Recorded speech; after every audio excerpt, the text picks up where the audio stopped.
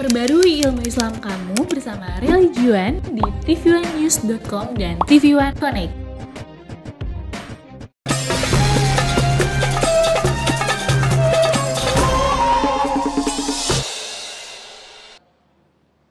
Assalamualaikum warahmatullahi wabarakatuh.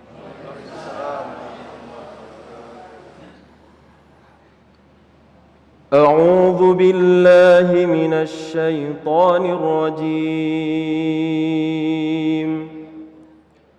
بسم الله الرحمن الرحيم. من يهد الله فهو المهتدي ومن يضلل فأولئك هم الخاسرون. ولقد ذرأنا لجهنم كثيرا من الجن والإنس لهم قلوب لا يفقهون بها ولهم أعين لا يبصرون بها ولهم آذان لا يسمعون بها أولئك كالأنعام بل هم أضل أولئك هم الغافلون. ولله الأسماء الحسنى فادعوه بها وذروا الذين يلحدون في أسمائه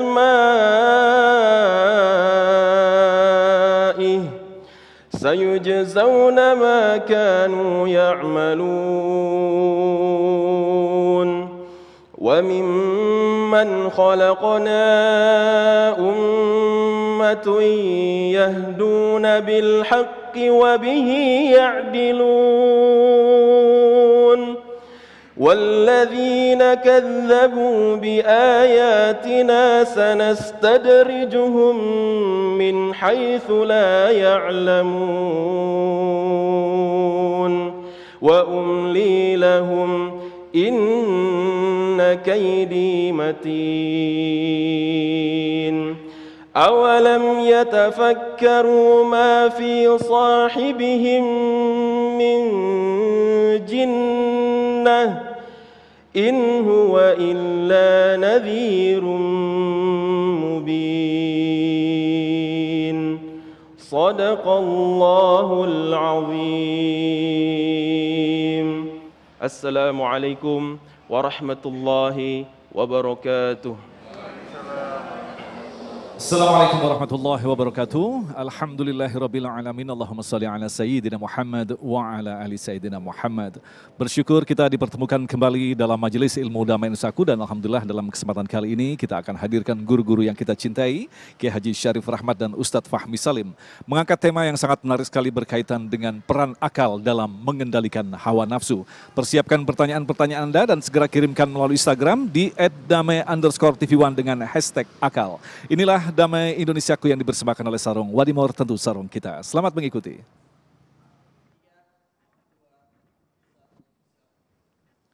Assalamualaikum warahmatullahi wabarakatuh. Alhamdulillahi wa kafa. Wassalatu wassalamu ala rasulihil mustafa wa ala alihi wa ashabihi ahli sidqi wal wafa. Subhanaka la ilma lana illa ma 'allamtana innaka antal alimul hakim. Rabbi zidni ilma. Bapak Ibu jamaah Masjid Ad-Da'wah yang insyaallah mudah-mudahan kita semua dirahmati Allah, amin ya rabbal. Para pemirsa Damai Indonesiaku TV1 yang mudah-mudahan kita semuanya senantiasa mendapatkan rahmat dan karunia serta ampunan Allah Subhanahu wa taala. Berbicara tentang akal dan hawa nafsu, apa bedanya Pak Ustadz? Ya, akal ini adalah tempatnya ilmu, tempatnya pengetahuan dan observasi manusia ketika Allah Subhanahu wa taala ciptakan manusia ini dari tanah, Allah bekali manusia ini dengan berbagai macam potensi. Untuk apa? Untuk dia sukses menjadi khalifah di atas muka bumi ini. Sebagaimana firman Allah Ta'ala, wa idh qala rabbuka lil malaikati inni ja'ilun fil ardi khalifah. Khalifah di atas muka bumi ini adalah tugasnya untuk memakmurkan bumi dengan semua isinya. Dan memakmurkan bumi ini nggak bisa dengan kebodohan, harus dengan kecerdasan. Maka manusia dibekali oleh Allah potensi apa? Ada nafsu, nah ini, nafsu makan, ada nafsu minum, betul? Ada nafsu seksual, betul? Ini adalah ya kebutuhan biologis, kebutuhan dasar manusia. Maka Allah ajarkan kepada Nabiullah Adam alaihissalam ketika masih apa? Di sorga. Di sorga ngapain? Kadang ada yang tanya. Ini sorga ini tempat belajarnya Nabi Adam. Sorga ini indekosnya, ibarat kita, ya kata orang Betawi indekos. Ya. Ngekos dulu Nabi Adam di sorga, belajar tentang kehidupan, menyelenggarakan kehidupan. Karena Allah Ta'ala berfirman di dalam surah Taha, innalaka fiha alla taju'a fiha wala ta'ra wa annaka la tazma'u fiha wala tadha. Kamu di dalam surga wahai Adam tidak akan kelaparan, tidak akan kehausan, tidak akan telanjang, tidak akan kepanasan.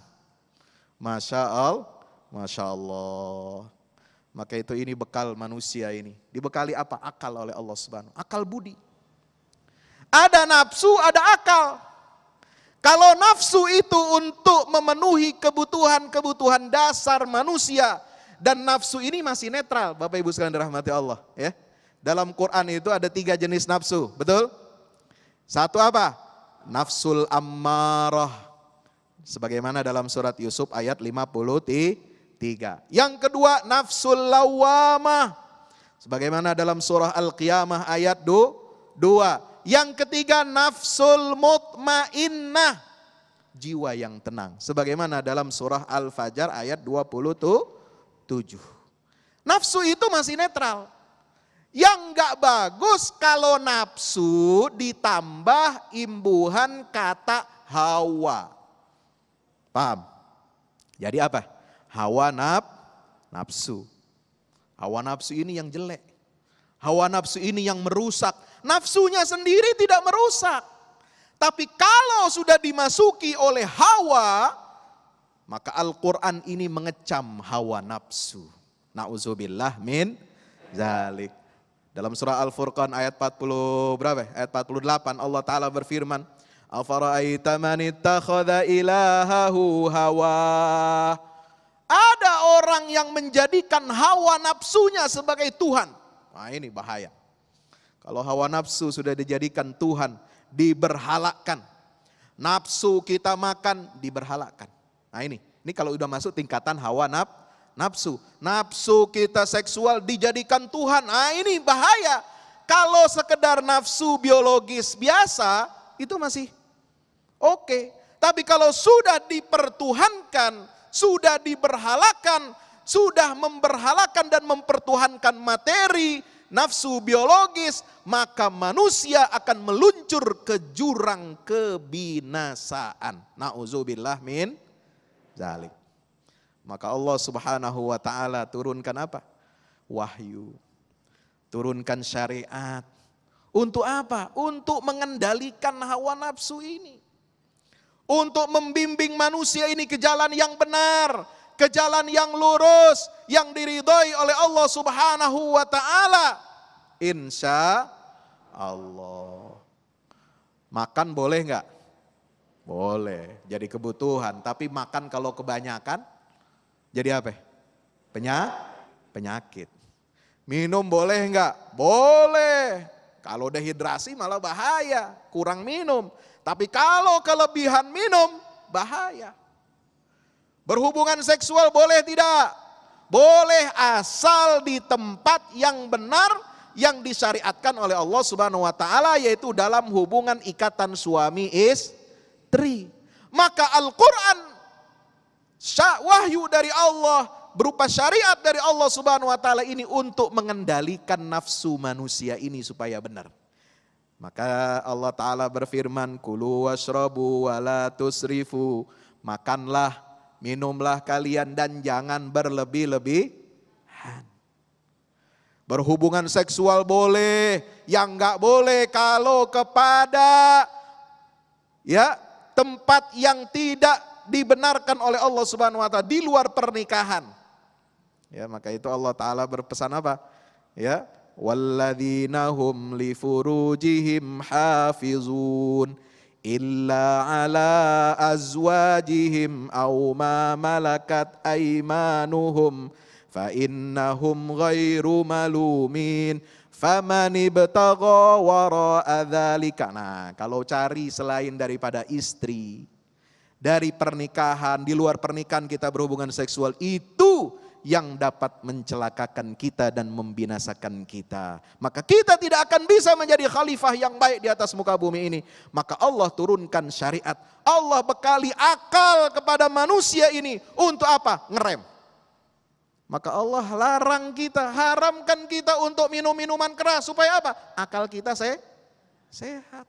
Dijaga oleh Allah Subhanahu wa taala supaya kita bisa memfungsikan tugas kemanusiaan kita, tugas kekhalifahan kita di atas muka bumi ini dengan sebaik-baiknya, insya Allah. Insya Allah. Pemirsa yang dirahmati Allah, itulah tugas manusia yang dibebankan tugas sebagai seorang khalifah di muka bumi ini, dititipkan beberapa potensi-potensi yang luar biasa, di antaranya adalah akal dan nafsu. Lantas bagaimanakah sesungguhnya kita menempatkan akal di tempat yang benar? Bagaimanakah kita mampu mengoptimalkan akal? Dan tentu saja bagaimana kita mampu untuk mengendalikan hawa nafsu kita. Selepas pesan-pesan berikut ini, Damai Indonesiaku yang dipersembahkan oleh Sarung Wadimor, tentu sarung kita.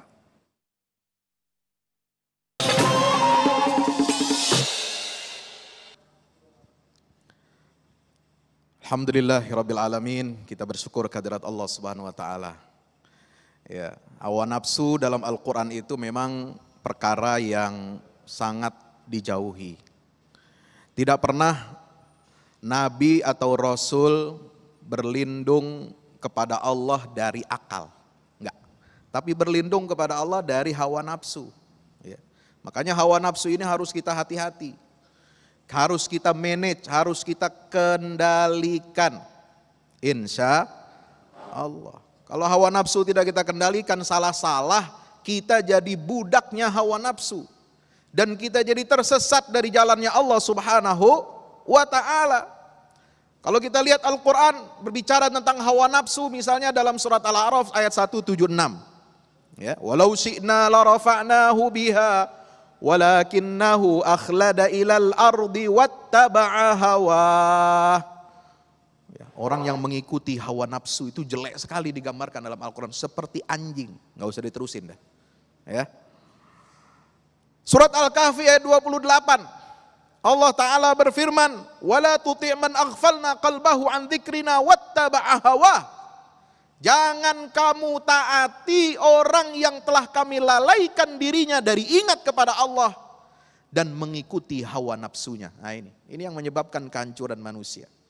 Maka Bapak Ibu yang dirahmati Allah Subhanahu wa taala, Nabi SAW berpesan, nah ini bedanya akal yang benar dengan hawa nafsu. Al-kayyisu, kata Nabi SAW, orang yang cerdas akalnya, orang yang bijaksana itu siapa? Mandana nafsahu wa amila lima ba'dal maut. Adalah orang yang senantiasa menghitung-hitung amalnya. Bertanya kepada dirinya, sudah sejauh mana amal kita ini? Sudah seberapa banyak, seberapa ikhlas kita dalam beramal ini? Wa amila lima ba'dal maut. Dan kita terdorong dengan akal yang sehat, kita terdorong untuk bekerja, berinvestasi untuk kehidupan akhirat kita. Jadi orang yang akalnya cerdas, itu dia pikirnya jangka panjang Pak. Dia nggak berpikir cuma hidup di dunia ini. Kalau hidup di dunia ini untuk memuaskan nafsunya saja, memuaskan nafsu biologis, memuaskan nafsu kekayaan, memuaskan nafsu harta, jabatan, kekuasaan, nggak akan ada habisnya. Tapi nanti di akhirat orang itu akan merugi. Na'udzubillah min zalik. Maka kata Nabi SAW sebaliknya, wal ajiz, orang yang lemah, orang yang bodoh itu siapa? Adalah orang man atba'a nafsahu hawahu, orang yang memperturutkan nafsunya menjadi Tuhan. Na'udzubillah min zalik. Wa tamanna 'ala Allahil amani, dan dia berharap-harap angan-angan kosong kepada Allah Subhanahu wa taala. Pengennya masuk surga. Woi. Betul. Kita semua pengen masuk surga enggak? Pengen. Tapi amalnya mana? Kagak ada. Kita semua pengen kaya. Iya. Tapi kerja lo nol. Kita semua pengen sukses di profesi kita masing-masing, tapi kita malas. Kita nggak mau belajar, kita nggak mau mengambil pelajaran. Bagaimana kita mau berprestasi? Kita mau meningkat taraf kehidupan kita, tapi kita tidak pernah mau memenuhi syarat sebagai khalifah di atas muka bumi ini. Maka itu adalah manusia-manusia yang lemah, karena dia tidak mendayagunakan potensi yang telah diberikan oleh Allah Subhanahu wa taala. Bapak Ibu yang dirahmati Allah Subhanahu wa taala, potensi akal ini harus kita asah. Bagaimana cara mengasah akal kita?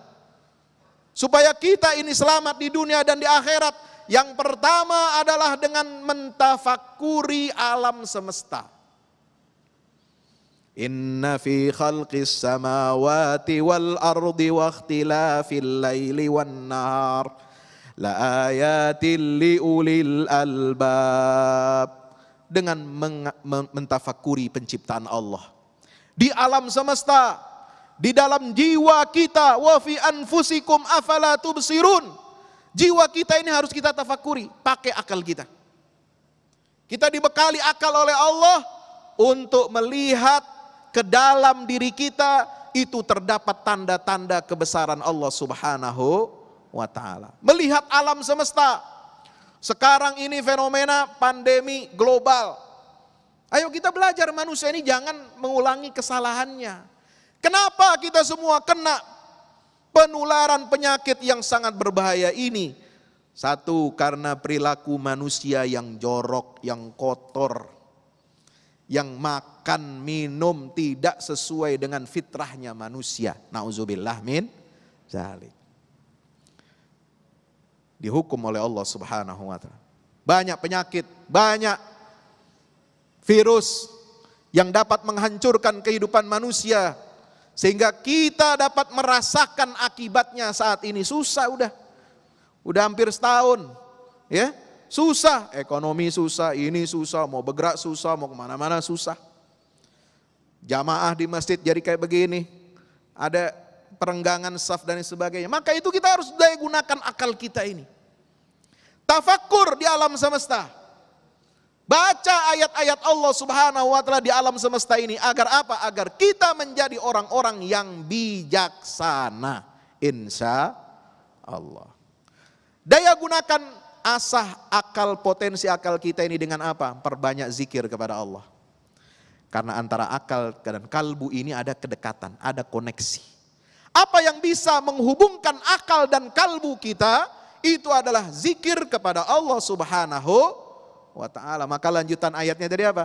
Alladzina yadhkurunallaha qiyama wa qu'uda wa ala junubihim wa yatafakkaruna fi khalqis samawati wal ard. Rabbana ma khalaqta hadza batila subhanaka faqina adzabannar. Ayo ingat kepada Allah. Banyak zikir kepada Allah. Insya Allah. Berdiri, duduk, berbaring, ngapain aja, terus kita berzikir, ingat kepada Allah.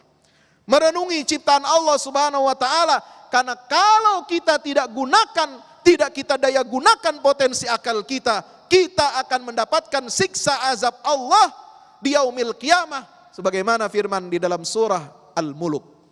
Qalu alam apa namanya? Ma kunna nasma' au naqil. Lau kunna nasma' au naqil ma kunna fi ashabis sair. Kalau sekiranya kami dulu mendengar nasihat-nasihat dari para nabi dan rasul, nasihat dari para ulama, dari para duat, dan kami berakal, gunakan akal kami dengan sebaik-baiknya, maka kami tidak akan menjadi penghuni neraka sa'ir. Alhamdulillah. Maka itu mari kita pergunakan akal kita pada tempatnya, jauhi hawa nafsu, gunakan nafsu kita itu pada tempat yang benar sebagaimana yang dituntunkan oleh syariat Allah. Insya Allah kita akan hidup selamat bahagia di dunia dan di akhirat. Amin ya rabbal alamin. Baik, pemirsa yang dirahmati Allah, dalam segmentasi berikutnya nanti Kiai Syarif Rahmat akan menjelaskan kepada kita lantas bagaimanakah kita mampu menyelaraskan potensi-potensi yang dititipkan di dalam diri kita, yaitu akal dan nafsu. Selepas pesan-pesan berikut ini, damai Indonesiaku.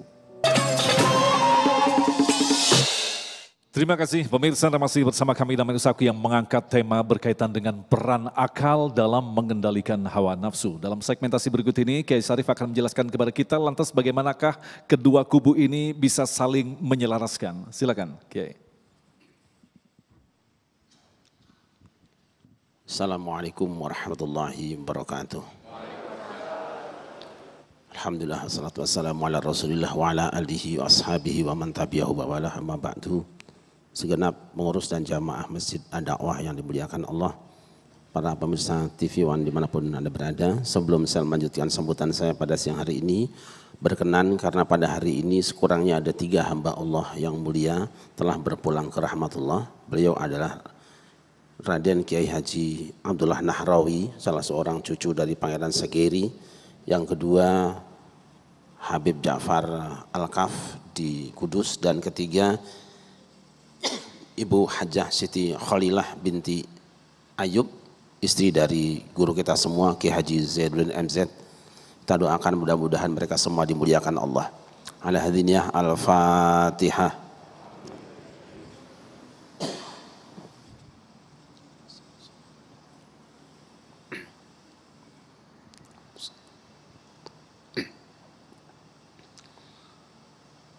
Allah yang menciptakan manusia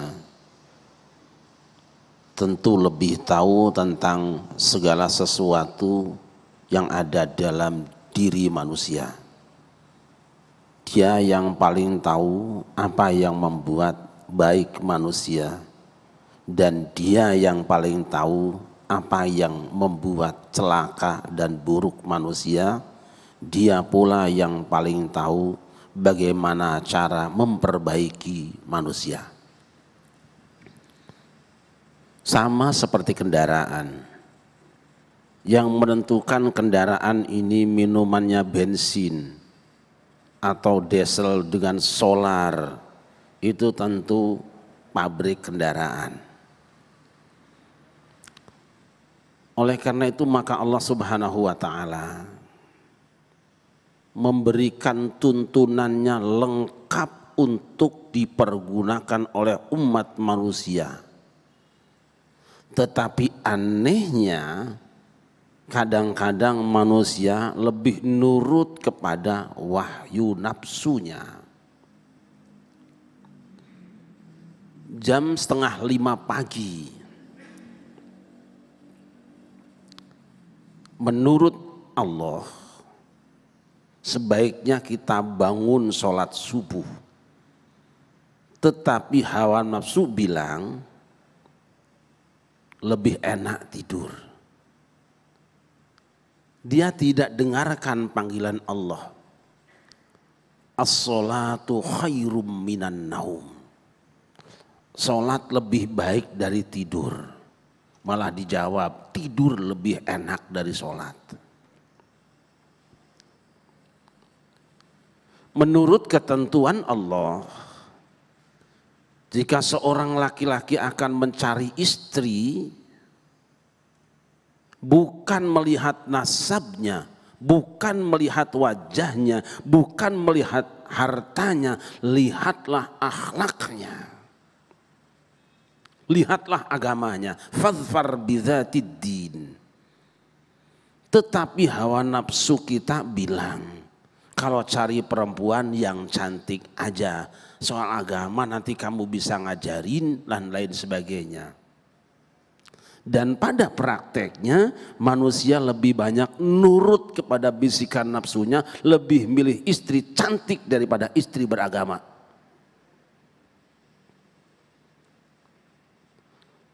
Bahwa saya dapat istri cantik pintar agama itu kan memang karena nasib. Agama menentukan bahwa ketika seorang wanita akan pilih seorang suami, jangan lihat nasabnya, jangan lihat turunnya, jangan lihat hartanya, lihat saja fadfar agamanya.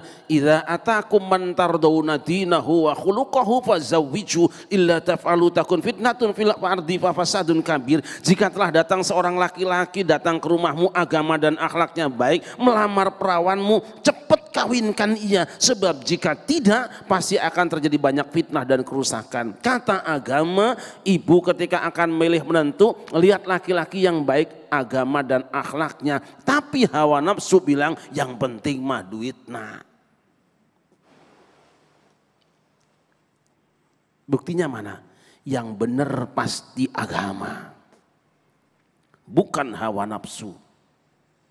Buktinya mana? Banyak orang yang pernikahannya meriah luar biasa karena harta kekayaannya banyak, karena mereka dua-duanya artis, tapi begitu rumah tangga hanya bertahan 2-3 bulan mereka sudah berantakan. Karepe sopo angel tenan tuturane. Angel. Hamba Allah yang dimuliakan. Apa ruginya kita nurut hawa nafsu, akal-akalan sendiri tapi tidak menggunakan syariat Allah? Lihat anak Nabi Nuh alaihissalam.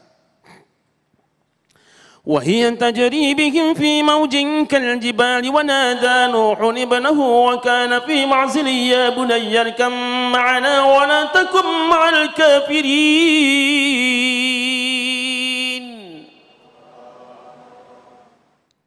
Perahu itu berlayar di atas gelombang tsunami yang besar. Sementara anak Nabi Nuh sendiri sedang angkleng-angklengan. Apa perintah Nabi Nuh? Apa seruan Allah lewat lisan ayahnya? Ya bunayya arkam ma'ana wa la takum ma'al kafirin. Hai anakku, ayo naik perahu dengan kami, jangan gabung sama orang-orang kafir. Anaknya pakai nafsu.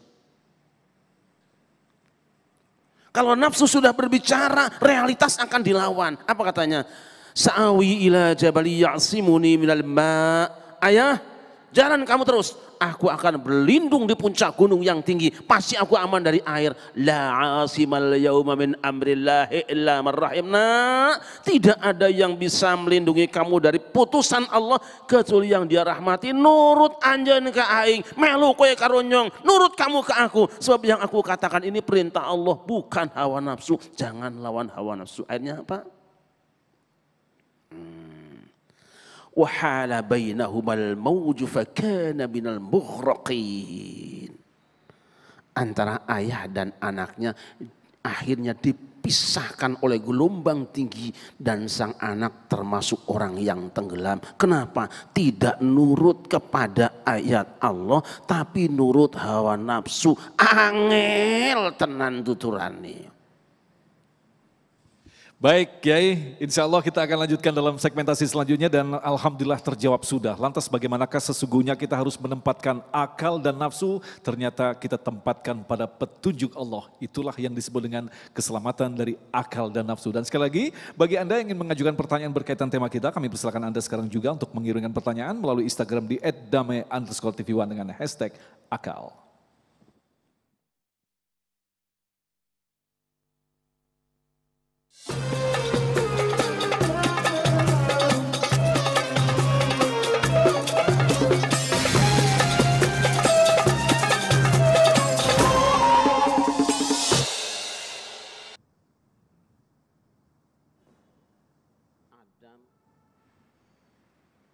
Dan Hawa,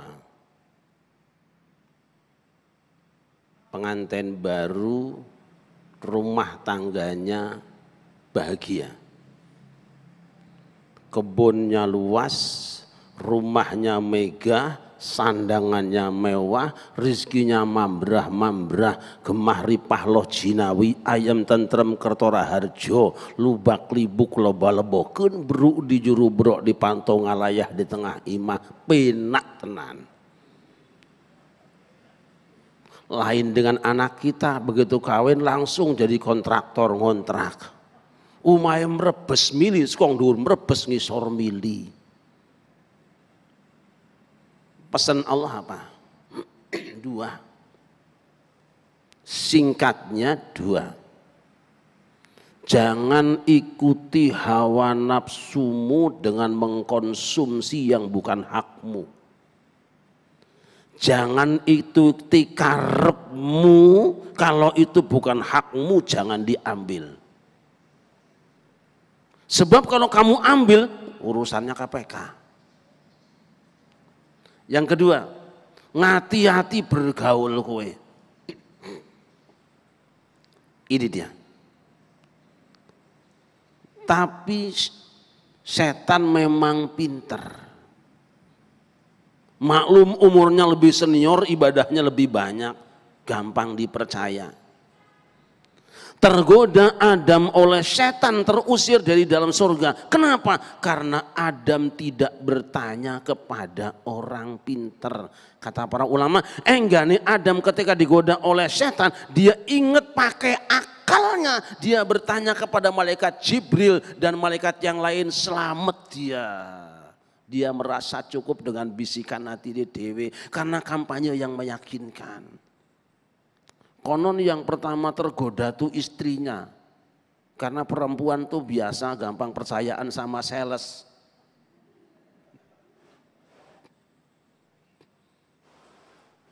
Hamba Allah. Jika seorang ulama sudah kerasukan hatinya dengan hawa nafsunya sudah mengalahkan akalnya, hawa nafsunya sudah mengalahkan nasnya, ada cerita yang sudah sering kita baca. واتل عليهم نبأ الذي آتيناه آياتنا فانسلخ منها فأتبعه الشيطان فكان من الغاوين ولو شئنا لرفعناه بها ولكنه أخلد إلى الأرض واتبع هواه فمثله كمثل الكلب إن تحمل عليه يلهث أو تتركه يلهث ذلك مثل القوم الذين كذبوا بآياتنا فاقصص القصص لعلهم يتفكرون.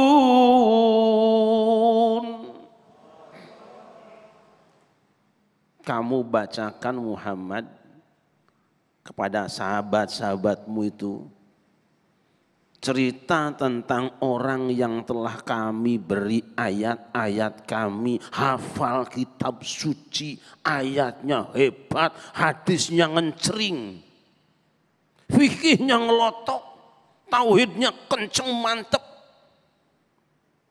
Fansalakha minha, tetapi dia melepaskan diri dari ayat tadi seperti ngelotoknya kulit ular. Ular itu merungsungi, lepas kulitnya. Para ulama berbeda pendapat tentang siapa yang dimaksud oleh ayat ini. Sebahagian mengatakan bahwa yang dimaksud adalah Bal'am bin Ba'ura. Jelas orangnya ahli kitab suci. Bal'am bin Ba'ura ini orang yang hebat, doanya mustajab, tapi sangat disayangkan dia bisa dipesan orang mengikuti hawa nafsunya, mendoakan urusan konflik. Mendoakan ini, konon dia diminta mendoakan istrinya supaya menjadi seekor anjing, jadi anjing. Diminta mendoakan istrinya baik lagi jadi manusia yang cantik, balik lagi jadi manusia yang paling cantik. Mustajab ini doanya ini, kiai ini, ustadz ini hebat. Sayang sekali ketika terjadi konflik antara Musa dengan orang-orang yang tidak beriman, malah dia mau diminta mimpin doa untuk memusuhi Nabi Musa, gak diijabah doanya. Malah membalik celaka sendiri. Allah mengatakan, walau syi'na larfa'nahu biha. Jika kami mau, kami angkat dia ke derajat yang lebih tinggi lagi. Tapi dia punya dua penyakit. Walakinnahu akhlada ilal ardi. Dia lebih cenderung kepada kehidupan dunia materi. Wattaba'a hawahu.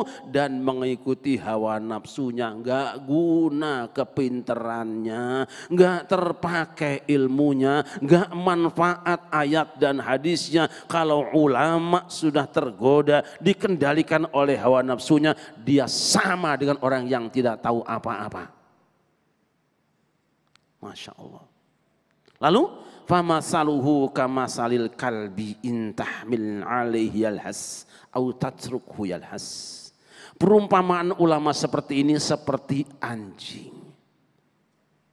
Diusir keluar lidahnya, dibiarkan pun keluar lidahnya. Memang anjing itu rajin menggonggong. Ini gambaran ulama, pinter ceramah, tapi ceramahnya menimbulkan keburukan di tengah umat. Doanya tidak diijabah. Saya ingatkan terakhir sabda Nabi, Nabi bertanya, satu saat akan datang di mana seorang pemimpinnya bagaikan singa, menteri-menterinya bagaikan serigala, ulamanya bagaikan anjing-anjing, rakyatnya bagaikan kambing. Aku bertanya pada kamu semua, bagaimana nasib kambing di hadapan macan, serigala dan anjing-anjing?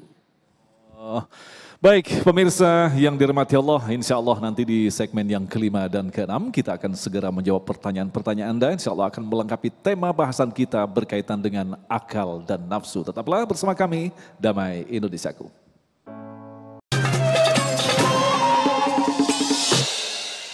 Terima kasih pemirsa, Anda masih bersama kami Damai Indonesiaku yang mengangkat tema bagaimanakah akal mampu menundukkan hawa nafsu, dan insya Allah pertanyaan-pertanyaan yang akan dijawab guru kita ini akan melengkapi khasanah kita tentang memahami apa sesungguhnya akal dan hawa nafsu.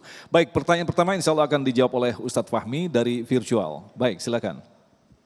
Assalamualaikum warahmatullahi wabarakatuh. Saya Ulfa dari Jakarta Timur ingin bertanya, di kehidupan sehari-hari yang seperti ini banyak kita jumpai mungkin di Instagram, di Facebook, atau di kehidupan nyata di sehari-hari di sekeliling kita. Banyak anak-anak, ini saya konsen terhadap anak-anak, banyak anak-anak yang bersosial media, mungkin tidak semua ya, berkomentar di status orang ya, berpikir yang tidak baik, berkomentar negatif, yang sifatnya membuli, yang sifatnya ngata-ngatain orang, yang sifatnya bernegatif thinking. Bagaimana, pertanyaan saya, bagaimana melihat fenomena yang seperti itu? Dan yang kedua yang ingin saya tanyakan, sebagai ibu rumah tangga, mempunyai anak remaja yang tumbuh remaja, bagaimana menanamkan ya nilai-nilai kehidupan yang baik, membentuk anak mempunyai karakter yang peka terhadap sesamanya, tidak berkata yang tidak baik, berpikir yang positif, bagaimana caranya? Yang saya rasa bahwa satu anak di Indonesia kita didik dengan karakter yang baik, mungkin bisa berjuta-juta anak kita didik dengan baik. Saya percaya bangsa ini akan menjadi bangsa yang berpositif thinking, bangsa yang akan damai, bangsa yang akan tidak terpecah belah dan tidak mudah untuk diprovokasi. Yang ingin saya tanyakan seperti itu, bagaimana caranya, dimulai dari mana, apa yang harus kita lakukan untuk mendidik anak-anak ini mempunyai karakter berpikir yang positif. Terima kasih. Wassalamualaikum warahmatullahi wabarakatuh. Silakan Ustadz Fahmi, pertanyaan sangat jelas. Masya Allah, luar biasa pertanyaannya. Alhamdulillah. Ini buat pencerahan buat Bapak Ibu semua ya. Ini yang memang sering dihadapi oleh setiap orang tua. Apalagi kita menghadapi generasi bukan hanya generasi milenial, tapi sudah generasi apa ini namanya? Generasi Y. Y itu apa ya? Apalah istilahnya itu ya. Kalau saya sih dan Kiai Syarif ini kolonial. Kita generasi beda jauh dah. Anak-anak sekarang semua serba gadget. Ya. Maka tugas orang tua mendampingi dan mengawasi. Ya. Berikan pengertian kepada anak-anak kita bahwa berkomentar di media sosial itu bukan seperti kita berkomentar, kita berbicara di ruang tertutup. Memang kelihatannya media sosial ini membuat kita ini lupa diri. Menulis apa yang kita mau, mengomentari apa yang kita mau, tapi tidak sadar bahwa apa yang kita komentari itu dibaca oleh ribuan orang, oleh jutaan orang. Apalagi kalau kita komen di ya Instagram, di Facebook, di Twitternya tokoh-tokoh yang punya followernya itu jutaan. Berarti komentar kita juga dibaca oleh jutaan orang. Tweet, caption Instagram, dan juga caption di Facebook, kalau seorang tokoh menulis, memberikan contoh yang tidak baik, itu juga dilihat oleh followernya yang jumlahnya jutaan. Maka hati-hati. Baik yang menjadi tokoh ataupun yang menjadi follower ketika mengomentari, hati-hati Anda menulis status dan komen di media sosial. Ya. Jadi berkomentar di media sosial itu, ini dampaknya luar biasa. Ini yang harus kita ingetin. Jangan dikira kita seperti ngomong sendiri aja, enggak. Hati-hati. Ya, apalagi sekarang ada undang-undang ITE, transaksi elektronik. Ya, itu yang pertama. Yang kedua, terapkan punishment and reward kepada anak-anak kita. Kalau mereka berkata-kata kotor, berkata kasar, cabul, entah itu di media sosial ataupun bahkan di tengah keluarga kita, berikan dia hukuman. Ya, ini saya contoh sendiri. Kalau anak saya mengeluarkan kata yang nggak bagus, walaupun nggak jorok, tapi misalnya ada lah, ya, itu saya hukum, Pak. Nggak boleh seminggu buka gadget, nggak boleh seminggu nonton YouTube, nggak boleh seminggu buka televisi. Ya, ini saya hukum. Ya. Karena apa? Mengeluarkan kata-kata yang satu kata yang nggak bagus, ya, bukan jorok, bukan, nggak bagus, misalnya bodoh, jelek, itu kan sebab kalau kita terbiasa dan kita biarkan di rumah anak kita ngomong begitu, nanti keluar ngomong dengan teman-temannya, ketemu saudara, ketika kita silaturahim keluar kata itu, kita yang nanti akan jadi kena sasaran. Lu jadi bapak bisa gak sih ngedidik anak? Jadi ibu bisa gak sih ngajarin anak supaya ngomongnya benar?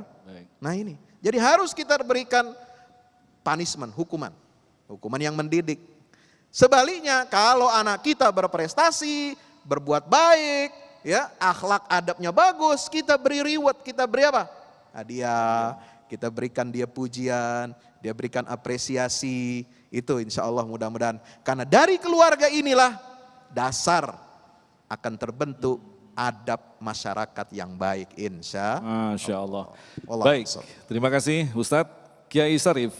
Manusia modern cenderung mengabaikan petunjuk karena merasa cukup menyelesaikan segala permasalahan dengan akalnya, maka muncullah paham-paham sekuler dan sejenisnya. Mohon tanggapan tentang ini, Kiai. Saat ini dunia sedang kebingungan menghadapi virus atau pandemi corona. Anak kecil, remaja, orang tua kena. Di sekolah bukan cuma muridnya, bukan cuma gurunya, kepala sekolahnya juga kena.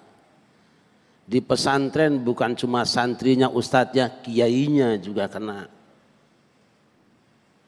Di rumah sakit juga sama, bukan cuma pasiennya, perawatnya, dokternya, kepala rumah sakitnya juga kena. Yang ditunggu cuma satu, kapan vaksinnya ketemu. Kenapa ini terjadi? Karena sebenarnya kita telah membuat musibah pandemi yang lebih besar. Pandemi apa? Pandemi kebencian. Anak sekolah mencaci maki, santri, pesantren bukan cuma santrinya, kiainya pun naik panggung mencaci maki. Perguruan tinggi bukan cuma mahasiswanya, rektornya juga mencaci maki. Ini pandemi besar. Dan sudah banyak korbannya, calon masuk neraka gara-gara ini. Kita sedang nunggu vaksinnya di mana. Kalau ingin menemukan vaksin, maka kita harus menemukan juga jenis virusnya. Virus yang paling bahaya hari ini adalah virus yang menggerogoti ukhuwah Islamiyah. Khususnya Indonesia. Oleh karena itu maka kita perlu waspada di dalam menyikapi keragaman yang mungkin terasa tidak enak. Yang kedua, yang tidak paham benar soal agama sebaiknya jangan berbicara. Sebab Anda bukan cuma menyebarkan virus, Anda sendiri adalah virus.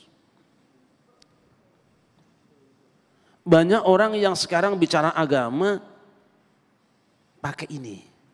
Ingat, otakmu bisa ngitung 2 kali 2, 4. Mungkin dia bisa berkesimpulan Tuhan itu ada. Tapi tanya siapa Tuhanmu, otak tidak akan menjawab. Kamu tunggu dia. Kau bisa mengatakan bahwa aku senang dengan ini, aku suka dengan ini, tapi tahukah dengan apa kau senang? Hatimu tidak akan tahu. Yang bikin senang hatimu adalah Dia Pencipta. Maka otakmu jangan digunakan untuk memutuskan satu perkara, hatimu jangan jadi pengadilan dengan mengabaikan Sang Pencipta. Terjadinya pemahaman yang macam-macam karena banyaknya orang yang kadung disebut kiai, tapi yang ngomong orang nganggo kitab suci. Pakai ini. Hamba yang dimuliakan, bahwa nanti di Islam juga sudah ada pemahaman seperti ini dari dulu, tetapi tidak saling menyesatkan. Kenapa? Mereka berdiri sendiri dan pada akhirnya ketemu. Mu'tazilah dengan Asy'ariyah berbeda. Asy'ariyah mengatakan wa ma kunna mu'adzibina hatta nab'atsa rasula. Kami tidak akan menyiksa umat manusia sebelum mengutus seorang rasul. Jadi kalau ada satu masyarakat, ada satu zaman, satu generasi tidak datang seorang rasul, bagaimana orang-orang situ? Kata Asy'ariyah, dia tidak akan diazab apa-apa sebab tidak ada taklif. Tapi Mu'tazilah tidak. Kata Mu'tazilah, walaupun ada satu daerah tidak ada seorang rasul yang turun, tetap orang itu akan dihukum atas perbuatannya. Yang baik ia akan beri pahala, buruk akan disiksa. Ukurannya qul la yastabil khabis wa thayyib walau a'jabaka kasratul khabis. Katakanlah tidak sama yang baik dengan yang buruk, walaupun yang buruk itu mengagumkan kamu. Artinya apa? Akal telah Allah bikin untuk menentukan ini baik dan buruk. Dua mazhab ini sempat ramai, tapi sekarang kita tidak ramai lagi. Karena apa? Baik Mu'tazilah maupun Asy'ariyah, kedua-duanya merujuk kepada kitab suci Al-Quran. Tinggal mari kita bagaimana dua-duanya kita kemaskan menjadi sebuah kekuatan. Baik, terima kasih. Kembali ke Ustadz Fahmi. Bagaimanakah dengan orang gila yang sudah sembuh? Apakah harus membayar hutang sholat dan puasanya serta ibadah-ibadah yang pernah dilewatinya? Orang gila, ketika dia gila itu diangkat taklifnya oleh Allah Subhanahu wa taala. Ya, sebagaimana hadis Nabi SAW, rufi al-qalam an thalathin. Ya, kewajiban melaksanakan ibadah diangkat oleh Allah dari 3 jenis manusia. Satu diantaranya adalah al-majnun, orang yang kehilangan akalnya. Ya, karena itu bukan pilihan dia. Ya, kalau dia sudah sembuh, ternyata sembuh. Apakah akan dia kena taklif, kewajiban itu mengganti kewajiban yang sudah lewat? Nah, ini kan pertanyaannya. Ya, ini berbeda Mas, seperti orang yang sedang sehat, berakal, ya, lalu dia dengan iradahnya, dengan kesadarannya dia meninggalkan kewajiban, ya, dia berakal. Nah, itu mungkin ada ulama yang berpendapat, ya, dia harus mengganti semuanya kalau dia abai, dia lewati. Makanya ada sholat kodok puasa, ada kodok sholat, ya, yang sudah ditinggalkan, ya. Tapi kalau orang gila itu bukan atas dasar kehendak dia. Jadi menurut hemat saya, Allah alam, nanti barangkali Kiai Syarif bisa menambahkan lebih jelas lagi. Itu kalau orang gila sudah berapa tahun dia tidak melaksanakan kewajiban karena memang telah diangkat kewajiban ibadah itu oleh Allah Subhanahu wa taala, maka kalau dia ternyata sembuh, ya dia tidak mesti atau tidak wajib untuk mengganti kewajiban-kewajiban yang sudah lewat. Baik, terima kasih pemirsa, tetaplah bersama kami. Insya Allah kita akan lanjutkan lagi selepas pesan-pesan berikut ini. Damai Indonesiaku. Baik, terima kasih pemirsa, masih bersama kami Damai Indonesiaku dan kita akan lanjutkan lagi segmen tanya jawab. Pertanyaan berikut kepada Kiai Syarif. Di dalam Al-Quran ada beberapa ayat yang diakhiri dengan kalimat pertanyaan sebagai berikut dengan redaksi ta'kilun, tadabbarun, tafakkarun. Mohon penjelasannya secara singkat. Bismillahirrahmanirrahim. Di antara firman Allah di dalam Al-Baqarah, atamrunan nas. Atamuruna an-nasa bil birri wa tansawna anfusakum wa antum tatluna al-kitab afala ta'qilun.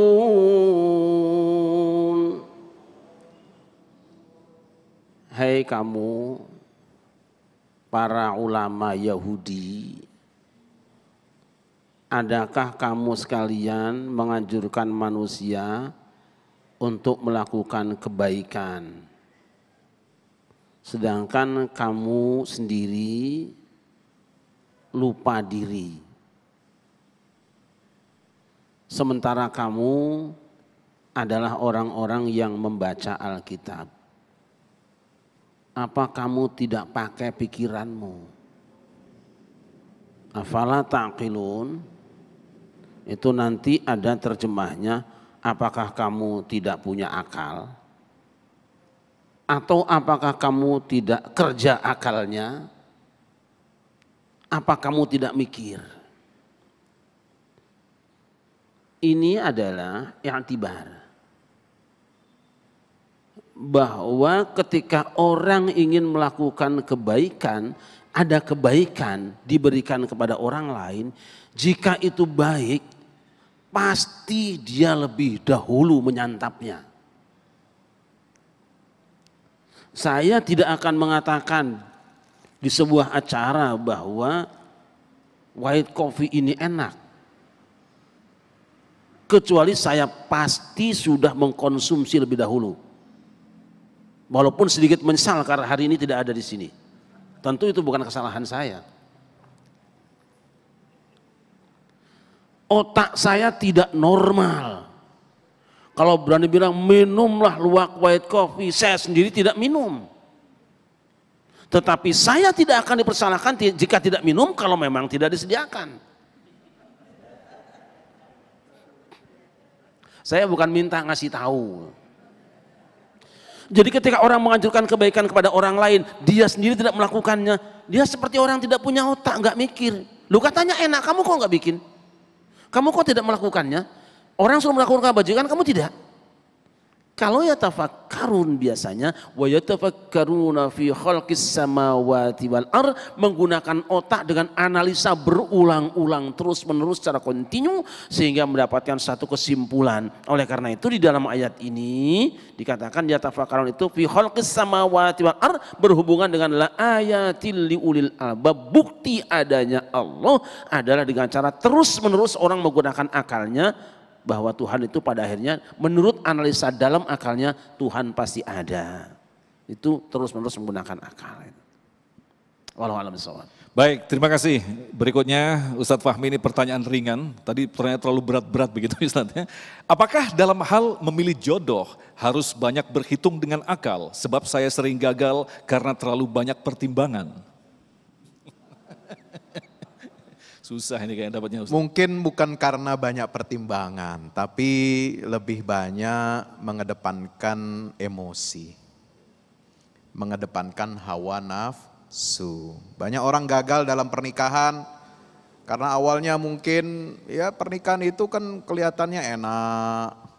Ya kalau ditanya, Ustadz, apa bedanya menikah dengan setelah menikah dengan sebelum menikah? Bedanya jauh, Mas. Ya, enak sekali. Ya, itu kalau dari segi apa? Fisik. Ya, tapi kalau dari segi psikologis belum tentu. Di sini harus ada ketersambungan ruh. Ketersambungan visi suami dan istri, laki-laki dan perempuan yang tadinya nggak kenal, kemudian diperkenalkan oleh Allah, dipertemukan dalam rumah tangga. Ini perlu proses yang panjang.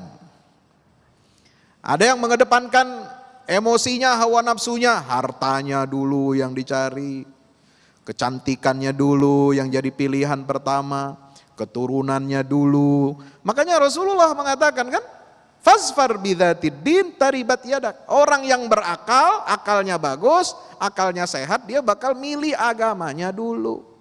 Tadi sudah dijelaskan oleh Kiai Syarif. Karena agama ini yang mengendalikan emosi, agama yang meluruskan sikap, agama yang membuat kita ini sabar ketika menghadapi ujian-ujian dalam keluarga. Agama ini yang menyebabkan seorang istri tahu hak-haknya di hadapan suami, dan suami tahu tanggung jawabnya, kewajibannya bagaimana memenuhi hak-hak istri dan anaknya. Itu semua agama. Kalau hanya mengandalkan kecantikan, luntur Pak, cantik, udah gak pakai make up juga ntar tidur jelek lagi. Ada perempuan bangun tidur cakep? Kagak ada. Ada laki-laki bangun tidur ganteng gitu, keren, kagak ada, ileran semua. Betul? Apalagi udah 50-60 tahun ke atas, bukan bau minyak wangi, bau balsam. Mohon maaf ya. Makanya itu yang menyebabkan sakinah, mawaddah, warahmah, agama.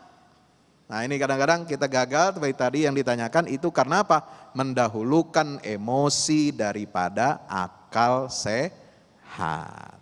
Akal sehat itu bertumpu kepada agama. Wallahu a'lam bishawab. Baik, terima kasih Ustadz Fahmi dan Kiai Sarif yang insya Allah nanti sekaligus akan memimpin doa dalam kesempatan kali ini. Mudah-mudahan kita termasuk orang-orang yang diberi petunjuk bagaimanakah kita mampu memaksimalkan akal kita. Dan insya Allah besok di Ahad 3 Januari 2021 kami akan menghadirkan Ustadz Abdul Somad dengan tema Sudahkah hari ini lebih baik dari hari kemarin. Akhirnya saya Agung Zulhaq dan kerabat kerja Damai Indonesiaku serta pendukung acara ini Sarung Wadimor tentu Sarung kita mengucapkan terima kasih atas perhatian Anda. Assalamualaikum warahmatullahi wabarakatuh. Allahumma salli ala Sayyidina Muhammad wa ala ali Sayyidina Muhammad Sayyidil awalina wal akhirin wa sallam radhiyallahu tabaraka wa ta'ala an kulli sahabati rasulillahi ajma'in. Alhamdulillahi hamdan yuafi ni'amahu wa yukafi mazidah. Ya Rabbana lakal hamdu kama yanbaghi li jalali wajhika wa 'azimi sultanik. Allahumma ighfir lana dhunubana wa liwalidina warhamhum kama rabbawna shighara. ولجميع المسلمين والمسلمات والمؤمنين والمؤمنات الأحياء منهم والأموات ربنا ظلمنا أنفسنا وإن لم تغفر لنا وترحمنا لنكونن من الخاسرين. Ya Allah, ya Tuhan kami, ampunilah dosa-dosa kami dan kedua orang tua kami.